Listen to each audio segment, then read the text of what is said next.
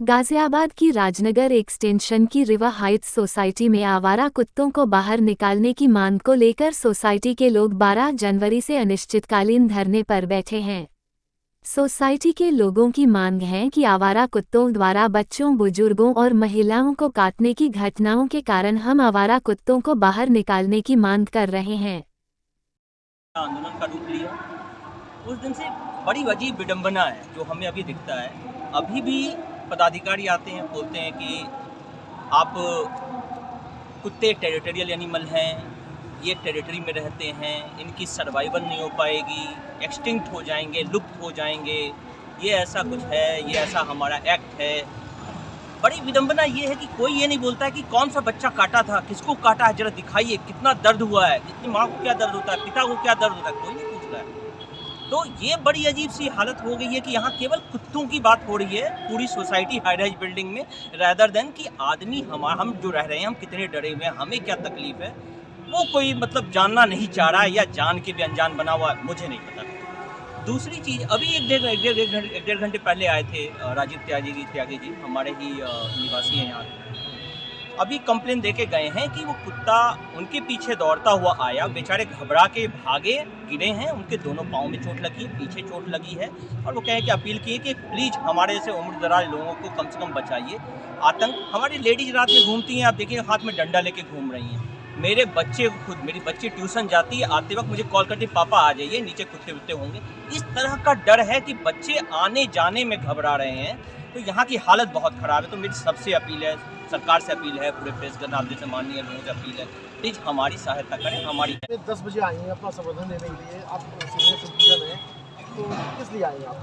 देखिए, कुत्तों से तो हम लोग सब लोग बहुत परेशान हैं, और सही बात है कि मंदिर जाना है, या यहाँ तक कि कुत्ते ऊपर टॉवर 7 फ्लोर में रहते हैं, वहाँ आके दूध की थैली पड़ जाएगी। अगर जैसे मेरी बास्केट का सुबह जल्दी आ जाती है 5 बजे तक हम अंदर उठा नहीं पाते, वो दूध फाड़ देंगे। आए दिन की कहानी है, 7वें मंजिल में भी आ 7वें जाते हैं? मंजिल तक, 7वें 8वें 9वें तक भी पहुँच जाते हैं। अभी जो बुजुर्ग हैं, एक तो घरों में धूप नहीं आता है, ठंड का समय है, जब हम उनको नीचे लेके आते हैं और उनको यहाँ पार्क में बैठाते हैं, तो वो कुत्ते आकर, मतलब बाहर से आते हैं कुत्ते और उनके कभी पैर पकड़ लेते हैं, कभी हाथ पकड़, जरा सा उठ के वो खड़े नहीं हुए कि पार्क में कुत्ते घूम रहे हैं, मतलब चारों तरफ कुत्ते ही घूम रहे हैं। हम महिलाएं जब पूजा करने जाती हैं तो हम लोग के पीछे पड़ जाते हैं, हम अपने को बचाएं, अपनी थाली को बचाएं। बच्चे हैं, बच्चे ट्यूशन जा रहे हैं, ट्यूशन जाते वक्त बच्चे इतने डर गए हैं कि घर से नीचे नहीं उतर रहे। हर सोसाइटी के अंदर, हर गली के अंदर कुत्ते नहीं, शेर हैं, ये शेर जिन्हें समर्थन हासिल है। तो आप कुछ ऐसा कीजिए, प्रशासन को जगाइए कि वो हमारी सुने, हमारी नहीं, हमारे बच्चों की सुने, हमारे बुजुर्गों की सुने, जो आज की डेट में बिल्कुल असहाय हैं। अगर मुझे अपनी गाड़ी पे भी जाना, मैं डंडे के बिना चल नहीं सकता। वो डंडा से मेरी मन की संतुष्टि है, सबसे पहले वो डंडा ही छूटेगा। जब झुंड आता है ना, उस झुंड से हमें बचाए, हमें समस्या सर सब जगह है साहब, सब जगह है। जब मेरे बच्चे जब हाई राइज में आने के बाद में हम बच्चों को फ्रीडम से अचानक नहीं भेज सकते, जाओ बच्चों खेल के आ जाओ, मुझे डर रहता है कि बेटा किसी को साथ लेके जाओ। 3 बार डॉगी मेरे पीछे भी भागे थे, तो तब से मुझे डॉगियों से बहुत डर लगने लगा है। हाँ, मैं ट्यूशन नहीं जा सकती, और ट्यूशन जाते हुए भी मुझे बहुत डर लगता है। मैं सरकार से अपील करना चाहता हूँ, ये छोटी बच्ची है और ये वाकई डरी हुई है, ये सच बोल रही है। कोई ये नहीं है कि ये 10 बजे इस धरने में आई है अपना समर्थन देने के लिए, तो कहीं ना कहीं सच्चाई है। यहाँ का जो यानी आम जो जनता है, जो सीनियर सिटीजन है, वो परेशान है, आम लोग परेशान है, लेकिन ये बच्चा अगर यहाँ आया, ये परेशान है, तो इसमें सच्चाई कहीं ना कहीं है। और डॉगी तो सोसाइटी से जाना ही चाहिए, और मेरे कुछ फ्रेंड्स हैं तो डॉगी नहीं चाहते सोसाइटी से भगवाना, पर मैं चाहती हूँ तो डॉगी जाएंगे ही जाएंगे। नाम सुबोध त्यागी है, मैं यहाँ एओ का अध्यक्ष हूँ, और ये आंदोलन पिछले 9 दिन से चल रहा है।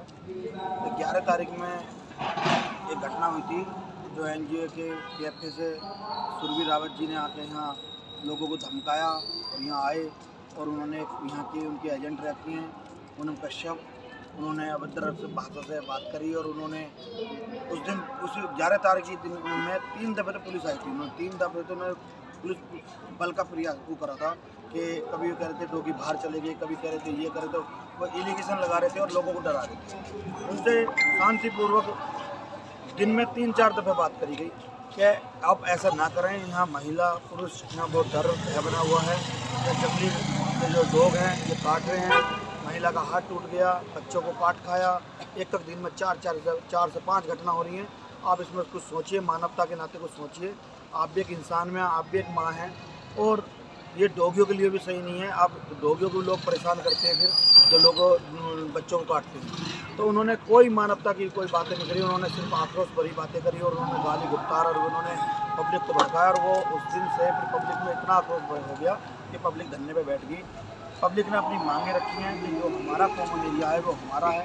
हमने अगर ये हाई राइज बिल्डिंग का जो ये कल्चर अलोप किया है, ये इसलिए किया है कि हमारे जो कॉमन एरिया, हमारे अधिकार हैं यूपी अपार्टमेंट एक्ट के अनुसार भी, और हमारे कोई भी हमारा अधिकार नहीं छीन सकता। ये जो हमारा जो कॉमन एरिया है ये इसीलिए है कि हम इसमें हमें कोई डिस्टर्ब ना करें, हमारी या महिला हों या पुरुष हों या बच्चे हों या हमारे सीनियर सिटीजन हों। हमने ये जो कल्चर डेवलप किया है हाई राइज बिल्डिंग वालों ने, वो इसलिए किया है कि यहाँ ना कोई बिजारा है, ना कोई गाया है, ना डोगी है। एक नई परंपरा आई है, वो परंपरा ये है कि जो PFA वाले हैं इन्होंने एजेंट जगह जगह बैठा के और इन्होंने जंगली डोगियों को इसमें प्रवेश करा दिया। अब मैं ये कहना चाहता हूँ, कोई भी विभाग या PFA वाले मुझे ये बता दें, यहाँ इतनी गाड़ियाँ हैं इस सोसाइटी के अंदर, क्या यहाँ डॉगी जन्म ले सकता है या यहाँ के सुरक्षाकर्मी सोए हुए थे? ये एकदम से भेड़िया के रूप में जो डॉगियों को जन्म लिया गया है, ये इनकी साजिश है।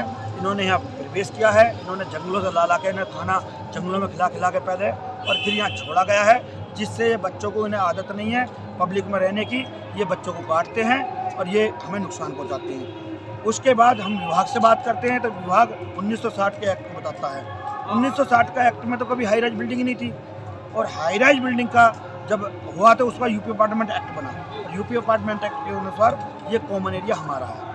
RW की बात करें तो RW जो है गली मोहल्ले की भी होती है, चाहे MCD हो, GDA हो, HPDA हो, उनका रोडवे बनाएंगे, लाइट वो लगाएंगे, निगम पार्षद करेगा काम, विधायक करेगा, महापौर करेगी।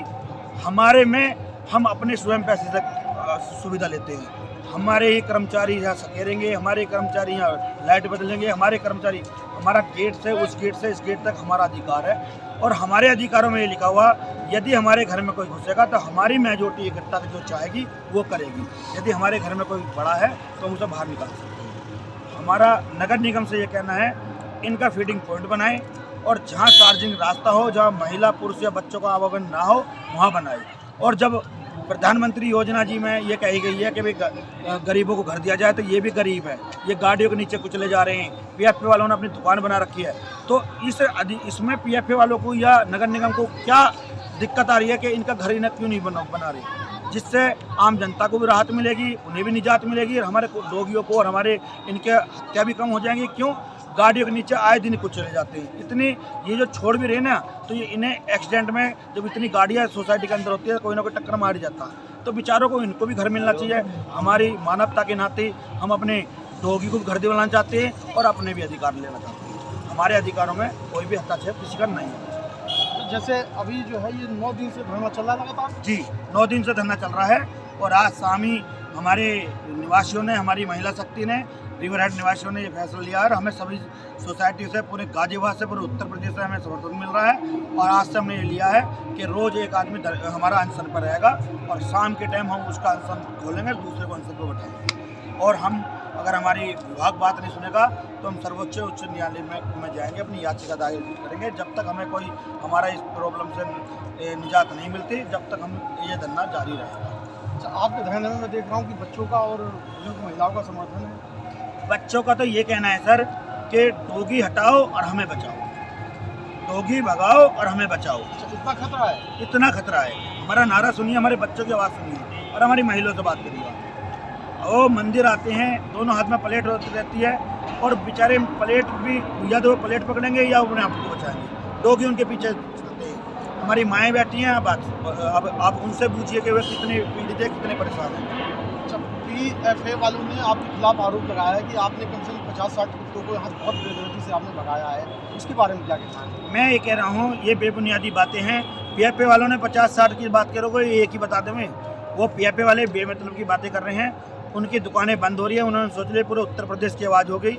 आप ये बताइए PFA वाले मुझे 50-60 भेजे थे, वो 50-60 अगर उन्हें पता है कि 50-60 भेजे तो उनका वे बायोडाटा बताएं, उनका जन्म बताएं, उनकी जन्म पत्री दें, ये कब जन्म हुआ, कितने बड़ा हुआ, कोई उसकी माँ है, कौन फीमेल, वो सब बेबुनियादी बातें हैं। एक डॉगी भी नहीं गया। अभी भी सोसाइटी के अंदर 50 से 60 डॉगी हैं। ऐसी ठंड में ऐसी बिलकती हुई यहाँ सभी महिला, सभी माताएं बहनें बैठी हैं, हमारे बच्चे बैठे हैं, हम पागल हैं। वो बेबुनियादी बातें हैं। उन्हें सिर्फ अपनी दुकान उनकी बंद होती नज़र आ रही है, इसीलिए उन्हें इतना दिक्कत है। वो कभी मानवता की बातें नहीं करेंगे, नगर निगम में नहीं जाएंगे। जब उन्हें कुत्ते के, एक पशु के बारे में या एक जीव के बारे में इतना प्यार है, तो उनको जब हम सारे जीव का एक घर बना रहे हैं या घर की मांग कर रहे हैं और हम मानवता के नाते अपने आप को सुरक्षा भी लेना चाहिए, उन्हें दिक्कत क्या आ रही है? उन्हें तो इसका साथ देना चाहिए कि उनको सारे डॉगी एक साथ मिलेंगे और सबकी उनकी पाल पोषण करेंगे, हम भी करेंगे, वो भी करेंगे। हमें अच्छा नहीं लगता कि वे हमें काट रहे हैं और हमारे कॉमन एरिया को भी अतिक्रमण कर रखा और उनकी बेचारा किसी गाड़ी टक्कर मार रही है, कभी कोई कर रहा, तो उनको भी निजात मिलेगी, हमें भी निजात मिलेगी। अगला कदम क्या होगा आपका?